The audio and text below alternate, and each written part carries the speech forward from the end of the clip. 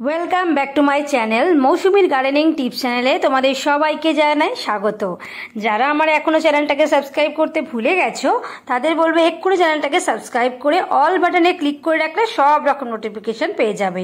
তো আজকে তোমরা দেখতে পাচ্ছ যে আমি রিও প্ল্যান্ট নিয়ে এসেছি, আর এই রিও প্ল্যান্ট আমি অর্নামেন্টাল প্ল্যান্ট হিসেবে তো আমার সব জায়গাতে তো এগুলো সাজানোর জন্য আছেই, তাছাড়াও এই গাছের সাথে কিন্তু আরও অনেক কিছু জড়িয়ে রয়েছে যেগুলো কিন্তু তোমাদের সাথে আজকে শেয়ার করব। তো এই গাছ কিভাবে গ্রো করবে, ঠিক কিভাবে কাটিং করলে এই গাছ খুব তাড়াতাড়ি গ্রো করবে, এর পরিচর্যা কি এবং কোথায় এইটা রাখলে ভালো হয়, সব কিছু A to Z এই ভিডিওতেই থাকছে। তো একদমই তোমরা স্কিপ করে ভিডিও দেখো না, পুরো ভিডিওটা দেখলে অনেক ইনফরমেশন পাবে। তো চলো প্রথমেই বলবো, এখানে দেখো আমি অনেকগুলো আজকে চারা নিয়ে এসেছি। এটা একদম রাস্তার ধারেই হয়েছিল, একদম আগাছার মতো, মানে যেখানে এটার একটা দুটো কাটিং থেকে যায় বা পড়ে যায় সেইখানে কিন্তু একদম অযত্নেতেও কিন্তু অনেক চারা এখানে তৈরি হয়ে যায়, মানে একদম ঝোপালো হয়ে থাকে, যেরকম ঘাস চারিদিকে ছড়িয়ে থাকে। এই গাছ যদি একবার তোমরা বুনে ফেলো তাহলে কিন্তু এইটা অনেকটাই কিন্তু চারা তৈরি হয়ে যায় বা অনেকটা জায়গা কিন্তু বাউন্ডারির কাজ করে। তো সেরকমই নর্দমার পাশে এরমভাবে মানে একদম ছড়ানো ছেটানোভাবেই ছিল। তো আমি এটা পেয়েছি, আর এইটা থেকে কিন্তু তোমাদের আজকে কাটিং থেকে চারা তৈরি করা দেখাবো। তো তার আগেই দেখো এই কাটিংটার যেটা রুট সিস্টেমটা তোমাদের সাথে দেখো, সেটা কিন্তু একদমই দেখো পরিষ্কার করতে হচ্ছে, কারণ এই যে পাতাগুলো দেখছো এই পাতাগুলো খুবই কিন্তু দেখতে যেমন সুন্দর তেমনি নরম প্রজাতির টাইপের। আর সেটার জন্য কি হয় যে প্রচণ্ড জলের মানে দেওয়ার ফলে কিন্তু এই গাছ যেরকম রুট রট হয়ে যেতে পারে, তেমনি একদম অযত্নেতেও এই গাছটা বেশ সুন্দরভাবে বেড়ে উঠতে পারে। এর যেরকম যদি বলো যে পরিচর্যা কি আছে, তাহলে বলবো যে যারা নতুন বাগান করছো বা নতুন বাগানি যারা রয়েছো, পরিচর্যার অভাবে তোমরা গাছ করতে ভয় পাও, তাদের বলবো যে এই প্ল্যান্টটা তোমাদের জন্য আদর্শ। কোনো পরিচর্যা সেভাবে দরকার পড়ে না। আর অবশ্যই যে কোনো গাছ কিন্তু পরিচর্যাতে ভীষণ ভালোভাবে ফল দেয়, কিন্তু পরিচর্যা না করলেও যে সমস্ত গাছ ভালো তার রেজাল্ট দেবে তা সেগুলোর মধ্যে কিন্তু এটা একটা। কারণ এটা ম্যাক্সিমাম তোমরা ডিভাইডারে দেখতে পাবে, রাস্তার ধারে বা কোনো এমন জায়গা যেখানে বাড়ির উঠোনে মানে একদম কি বলবো, মানে সেইভাবে যত্নের অভাবেও রয়েছে, কিন্তু তাও কত সুন্দর গ্রো করছে, কতটা জায়গা জুড়ে গ্রো করেছে এবং তার পাতাগুলো সুন্দর মানে ঝলমলে। তো যাই হোক, এই হচ্ছে গাছের যে কাটিং, সেটার থেকে দেখো মোটা মোটা রুটগুলোর থেকে কিন্তু অনেকগুলো কাটিং করে চারা তৈরি করা সম্ভব। তো এইখানে রুটগুলো দেখতে পাচ্ছ একদম বেশ বড় বড় মোটা টাইপের, আর এর যে পাতাগুলো পচে গেছে বা শুকিয়ে গেছে তলার পোর্শনটায়, সেগুলো কিন্তু আমি রিমুভ করে দিচ্ছি, কারণ কাটিং থেকে চারা তৈরি করবার সময় এইগুলো কিন্তু পরবর্তী সময়ে কিন্তু অনেকটা বেশি এনার্জি নিয়ে নেবে। তো সেই জন্য বড় কাটিংগুলো তোমরা চাইলে ছোট করে নিতে পারো।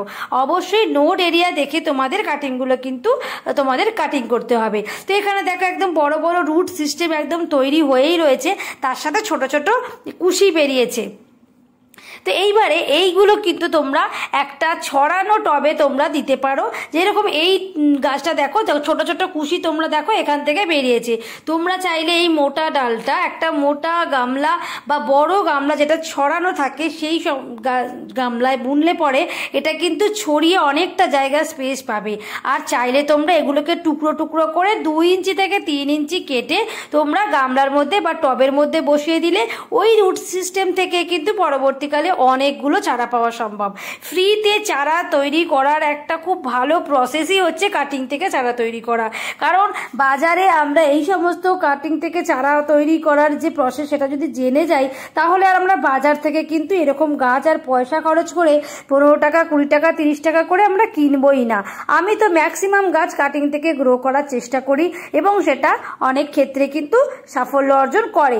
সেক্ষেত্রে পয়সা আমার বেঁচে যায় এবং আমার গার্ডেনিং চ্যানেলটা খুব ভালোভাবেই এই গাছের ভিডিও আমি এতে পোস্ট করি, যাতে তোমরা যারা মানে নতুন গার্ডেনার রয়েছে তারা যাতে সুন্দরভাবে তৈরি করতে পারো। তো এখন আমি এই কাটিংগুলো সমস্ত কিছু কিন্তু রেডি করে নিচ্ছি একে একে। এইবার তোমাদের যেগুলো করতে হবে, এই যে দেখো পাতাগুলো রয়েছে এগুলোই তোমরা টবের একদম শেষের দিকে দিয়ে দিতে পারো। টবের শেষের দিকে দিয়ে তার উপর মাটি দিয়ে তারপর তোমরা চারা গাছ বুনে দিতে পারো। আর এইখানে দেখো একদম ওল কচুর যে মোটা মোটা যে গাঁটগুলো হয় না, ঠিক সেই রকম টাইপেরই কিন্তু এখানে রয়েছে। এটা তোমরা চাইলে এইভাবেও বসিয়ে দিতে পারো, প্লাস এই ছোট ছোট করে টুকরো করে নিতে পারো। এই যে বড় টুকরোটা থেকেও কিন্তু আরো দুটো টুকরো এখান থেকে বেরোবে, তো সেইগুলো তোমরা বুঝে শুনে কেটে তারপর বসাবে। তো চলো এবারে টবে এটাকে প্রতিস্থাপন করব। তো এবারে তোমাদের দেখাবো যে কিভাবে প্রতিস্থাপন করব। তো প্রথমে এই রুট যেগুলো আছে বেশি বড় বড় সেইগুলো আমরা কেটে ছোট করে দেব। রুট ছোট করে দেওয়ার পর তাহলে এটা টবের মধ্যে প্রতিস্থাপন করতে সুবিধা হবে, নইলে এত বড় রুট কিন্তু প্রতিস্থাপন করতে একটু প্রবলেম হতে পারে। তো যাই হোক, এটাও আমি এখন কাটিংটা ছোট করে নিচ্ছি। তো এরপরে বলবো যে এই কাটিং থেকে চারা তৈরি করার জন্য কিন্তু কোনো রকম রুট সিস্টেমের দরকার পড়ে না। নর্মাল সয়েলের মধ্যে এগুলো একটু পুঁতে দিলেই গাছ হয়ে যায়। একদম ইজি প্রসেস বন্ধুরা, খুব সহজ, এবং এটা একটা অর্নামেন্টাল প্ল্যান্ট যেটা তোমরা আউটডোর ইনডোর দুটোতেই রাখতে পারো। তো এখন আমি একটা টব নিয়ে নেব। এরকম টব নিয়ে নিয়েছি, আর এই টবের মধ্যে দেখো আগে থেকে আমার মাটি দেওয়াই ছিল। তো এই মাটিটা কিন্তু আমি অবশ্যই আমার বাড়ির তৈরি কম্পোস্ট সার দিয়ে দিয়ে তৈরি করেছি, যেটা হচ্ছে পাতা পচা সার থেকে শুরু করে ঘরের যেগুলো কিচেন ওয়েস্ট থাকে সেগুলোই আমি মাটির সাথে মিশিয়ে 2 মাস 3 মাস রাখার পর একটা মাটির মধ্যে পুরো একদম পুষ্টিগুণ সম্পন্ন একটা মাটি তৈরি হয়ে গিয়েছে। তো এখন এই মাটিটা একটুখানি, যেহেতু দীর্ঘদিন ধরে টবে আমার ছিল, তাই আমি একটুখানি এইটা দিয়ে খুশিয়ে নিচ্ছি যাতে মাটিগুলো একটু ঝুরঝুরে টাইপের হয়ে যায়। কারণ দীর্ঘদিন ভাবে টবের মধ্যে থাকলে কি হয়, মাটিটা একটু শক্ত জমাট বেঁধে যায়। তো সেই জন্য একটু ঝুরঝুরে করে নিলাম। এবারে এই কাটিংগুলো আমি একে একে কিন্তু টবের মধ্যে দেব। তো তোমরা চাইলে অনেকগুলো কাটিংই এই টবের মধ্যে দিতে পারো, কিন্তু আমার যেহেতু প্রচুর টব খালি রয়েছে, তো সেই জন্য আমি এক একটা টবে একটা দুটো করে বা গাছের মাপ অনুযায়ী দেব। অবশ্যই যে মাপের গাছ বুনবে সেই মাপের টব হওয়া কিন্তু অত্যাবশ্যক, কারণ নইলে বেশি মাটি আর বেশি জলের কারণে অনেক সময় কিন্তু গোড়া পচে গাছ মরে যায়, হয়তো শিকড় গজিয়ে গিয়েও তারপরেও হয়তো মরে যেতে পারে। তো এখন আমি একদম সিম্পলভাবে দেখো এর গোড়াটা আমি এই মাটির মধ্যে দিয়ে দেব। তো এই মাটির মধ্যে একটু খুশিয়ে দিয়ে তারপরে গোড়াটা দিয়ে দেব, যাতে খুব সিম্পলভাবে এটা বসিয়ে দেওয়া যায়। আর অবশ্যই কিন্তু কোনো ঠেলে চেপে বসানো যাবে না, তাহলে কিন্তু এই গাছ খুবই নরম প্রজাতির হয় এবং শাঁসালো বা রসালো টাইপের হয়, ভেতরের পাতাই বলো বা কাণ্ডটাই বলো। সেক্ষেত্রে কিন্তু ওই জন্য বললাম যে জলও খুব কম লাগে এই গাছে। তো সেই জন্য বেশি ঠেলাঠেলি করতে গেলে কিন্তু গাছটা আর হবে না। তো দেখো একদম ভালোভাবে কিন্তু এই একটা চারা আমার বোনা হয়ে গেছে। এইবার আমি পাশের জায়গাটায় আরো একটা বুনে দেব। একটা টবে আমার গাছ বোনা হয়ে গেছে, ওটা বড় গাছ ছিল বলে আমি টবের মধ্যে একটাই বুনেছি। এবার আরো একটা টব দেখো যেটা আমার খালি পড়েছিল, তো সেইটার মধ্যে গাছ ছিল না, তো আমি সেইটার আগের মাটিটা আমি পুরোটা বার করে নিয়ে আমি এই যে দেখো যে পাতাগুলো এক্সেস যেগুলো বেরোলো এই গাছটার থেকে, সেগুলো আমি একদম একদম তলার দিকে দিয়ে দিচ্ছি। দেওয়ার পর আমি এর উপরে মাটি চাপিয়ে দেব। এইগুলোই কিন্তু পরবর্তীকালে মাটির সাথে সংস্পর্শে এসে পচে গিয়ে একটা সার তৈরি হয়ে যাবে। তো এইগুলোর মধ্যে কিন্তু আমি দেখো পুরো মাটিটা দিয়ে এটা ভরে দেব। তো তোমরা চাইলে এই জায়গায় শুকনো পাতা পচা কিংবা কিচেন ওয়েস্ট, অবশ্যই সবজির খোসা, ফলের খোসা, এগুলো বলছি। কিচেন ওয়েস্ট বলতে কিন্তু তরি তরকারি তৈরি করা যেগুলো, সেগুলো কিন্তু নয়। তো এখন আমি এগুলো ভালো করে একদম চেপে চেপে হাত দিয়ে দিচ্ছি, কারণ এই পাতা পচাগুলো কিন্তু একদম তলার দিকে থাকলে এটা পচতেও সুবিধা হবে এবং মাটিটা আরো নিচের দিকে নেমে যাবে। তো ভালো করে মাটিগুলো আমি একদম দলা দলা যেগুলো রয়েছে সেগুলো আমি ভেঙে ভেঙে একদম ঝুরঝুরে করে এগুলো দিয়ে দিলাম। তো এইবারে এখানে যে আরো মাটিগুলো আছে সেগুলো আমি পুরো ওপর অব্দি দিয়ে দিচ্ছি যতটুকু আমার প্রয়োজন। আর ওপরে টবের 1 ইঞ্চি মতো একটু ফাঁকা থাকতে হবে, যাতে আমি পরবর্তীকালে সার কিংবা জল এগুলো আমি দিতে পারি বা মাটিটা খুঁজিয়ে দিতে পারি। আর টবের তলায় আমার 3টে থেকে 4টে মতো ফুটো রয়েছে, যাতে কিন্তু এক্সেস জল বেরিয়ে যায়। নইলে এই গাছ যদি তলায় টবের নিচে ফুটো না থাকে, এই গাছ কিন্তু ভীষণভাবে জল অপছন্দ করে।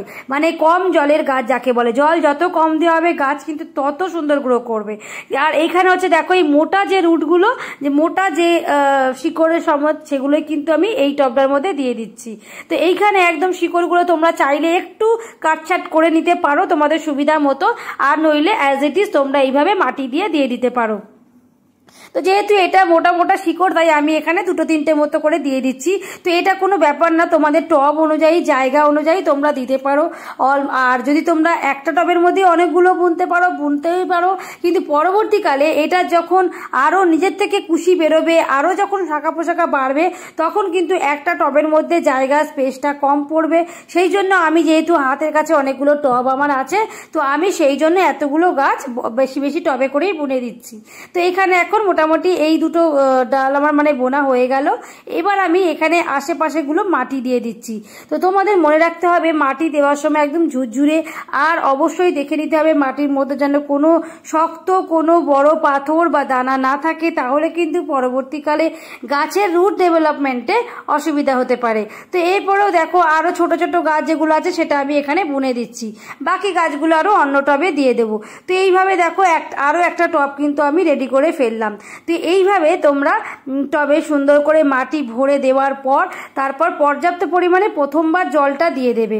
প্রথমবার জলটা দিয়ে দেওয়ার পর তোমরা বেশ কিছুদিন মতো এটা একটু শেডি এরিয়ায় রাখতে হবে, যেখানে প্রচুর রোদের তাপমাত্রা না থাকে এবং আলো হালকা ছেকে আসে, যেখানে মানে রোদটা থাকবে হালকা, যে আলোটা ছেকে এলে এইটার কিন্তু আস্তে আস্তে করে কিন্তু রুট সিস্টেমটা তৈরি হতে শুরু করবে। আর প্রচণ্ড রোদে রাখলে পরে গাছটা শুকিয়ে মারা যাবে। তো এইভাবে কিন্তু গাছের পরিচর্যা করতে হবে। আর একবার গাছটা বেঁচে গেলে এর থেকে অনেক অনেক কাটিং থেকে চারা তৈরি করা সম্ভব। অন্যদেরকে কাটিং থেকে চারা তৈরি করে গিফট করতে পারো তোমরা। আর এভাবেই কিন্তু সমস্ত গাছ আমি বুনে দেবো একে একে করে। তো এবারে দেখো এখানে জল দিয়ে দেবো ভরপুরভাবে, তোমরাও জল দিয়ে দিতে পারো।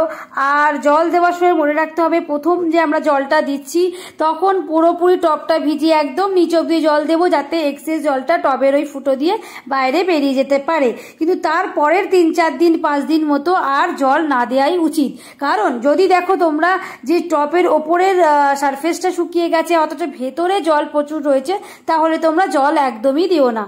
আর যদি দেখো পুরো ওভারঅল টবের মাটি শুকনো লাগছে, কারণ সব জায়গাকার ওয়েদার কিন্তু সমান নয়। যদি কারোর মানে একদম ভেজা ভেজা ওয়েদার বা বর্ষার ওয়েদারে তোমরা এই গাছ বুনছো, সেক্ষেত্রে তোমাদের মাটিতে বেশি জল না দেওয়াই ভালো। কারণ বর্ষায় বাইরে এমনিই জল পড়ে, আর মানে ওয়েদারটাও একটু আর্দ্রতা থাকে। সেক্ষেত্রে 4-5 দিন দেখে তোমরা মাটি বুঝে জল দেবে, যাতে মাটি শুকনো থাকলে জল কম দেওয়াই ভালো। তো এইভাবে তোমরা পরিচর্যা করতে পারো। আর যদি ভিডিওটা ভালো লাগে লাইক করো।